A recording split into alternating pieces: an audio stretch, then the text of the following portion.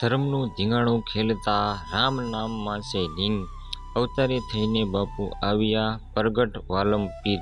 એવા સંત શ્રી વાલમરામ બાપુની 139મી જન્મ જયંતિ ગારિયાધારમાં ભવ્યથી અતિ ભવ્ય શોભાયાત્રા ગારિયાધારમાં હાલ તમે નિહાળી રહ્યા છો.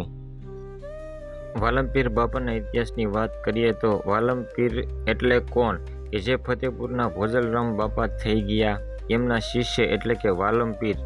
ભોજલરામ બાપાના 2 શિષ્ય મહાન થઈ ગયા, તેમાંથી એક જલારામ બાપા અને બીજા ગારિયાધારમાં વાલમપીર બાપા. તો હાલ મિત્રો અત્યારે ગારિયાધારમાં વાલમરામ બાપાની ભવ્ય શોભાયાત્રા નીકળી રહી છે, ત્યારના હું તમને દર્શન કરી રહ્યો છું. તો આંબા શોપ ગ્રુપ દ્વારા સરસ મજાનું આઈસ્ક્રીમનું વિતરણ કરેલું છે. તો ભાવિક ભક્તો અત્યારે આઈસ્ક્રીમની મજા માણી રહ્યા છે. તો સરસ મજાનું ફ્રીમાં બધાને આઈસ્ક્રીમ ખવડાવી રહ્યા છે વાલમ ગ્રુપ આંબા શોપ દ્વારા.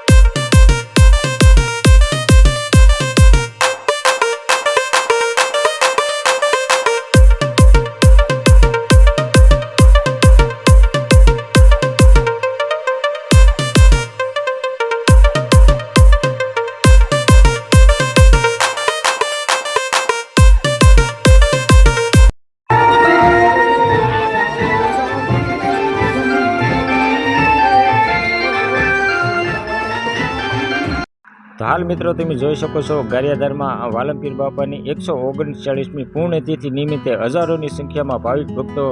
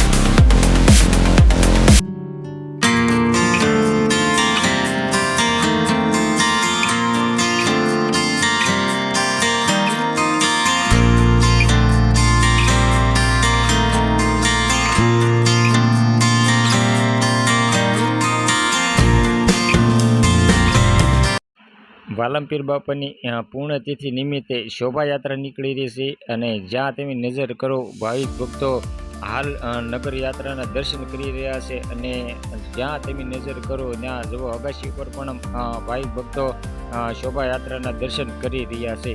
હાલ ગારિયાધારમાં એક અનેરો ઉત્સાહ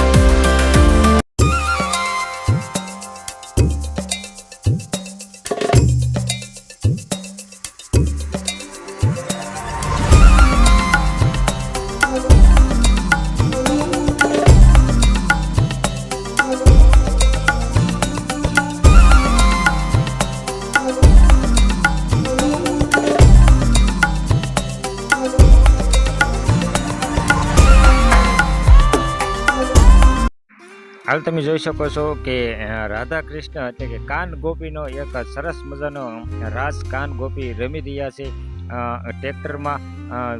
જ્યાં પણ આપણે ધાર્મિક કાર્યક્રમો હોય ત્યાં આ કાન ગોપી દ્વારા સરસ મજાનું નૃત્ય કરી રહ્યા છે. જેમ કે ભાવનગરમાં ભગવાન જગન્નાથજીની જે રથયાત્રા નીકળે છે અષાઢી બીજના દિવસે, ત્યાં પણ આ કાન ગોપી એક અનેરો ઉત્સાહથી નૃત્ય કરી રહ્યા છે.